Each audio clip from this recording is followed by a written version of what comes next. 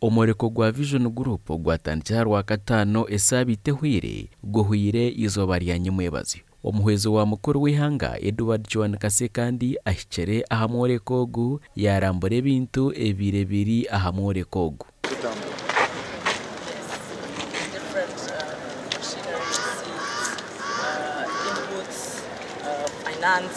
So where we are currently now is the sponsors. Abahingi kuruga omushonda n'eshonda za Uganda hamwe na heru ya Uganda nibo babire niboreka ebintu by'obuhingi hamwe n'oburiisa kandi abantu nyamwingi batwire nibazayo kwiha Rwakataano obugutandika kusya nyomwebazyo kushoma okubine kutungura omutindo gw'obuhingi n'oburiisa. Abaresire ebintu Omwereko ogu bagambira hakarungi k'ebintu ebabire niboreka. Twagala okwebaza aba Vision Group olw'omwoleso guno gwe batuteekedde.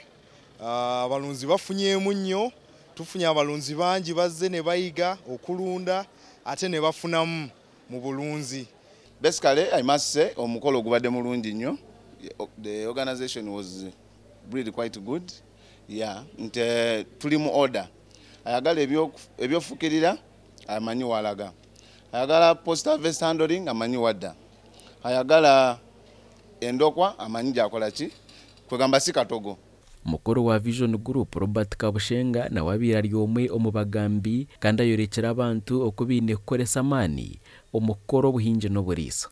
By primary sources of food you mean the garden, the place where the animals stay on the farm, how they are handled, all of those will matter if you are to supply the industry. Is that correct? Abandi bagambi nabo bashomisa abantu aha bukoryo obine kozesa baza kuza aha mutindo murungi.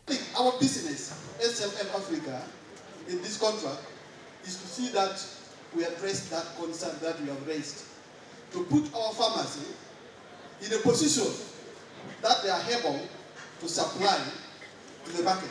The capacity of an arm within the company called national content. Without promising you, there will be no guarantees to you, but one of the commitments we have is that for goods and services or supplies of any nature, before we look anywhere, we will try to the extent possible to try to exhaust what is available in that locality. Abantu basimire Vision Group ahabwo kutebeekanisa Omwereko gw'omutaano.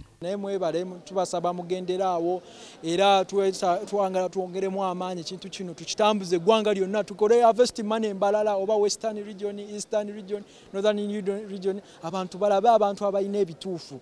I am competing with the Muzungu who is also rare in pigs but has better knowledge because he has come from a different place where these things are done.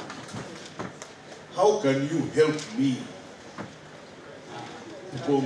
to compete with that Muzungu so that I also get this money? Vision Group netebeekanisa Omwereko ogu buri mwaka kandi ogubire guri ogw'omurundi gwa kashatu.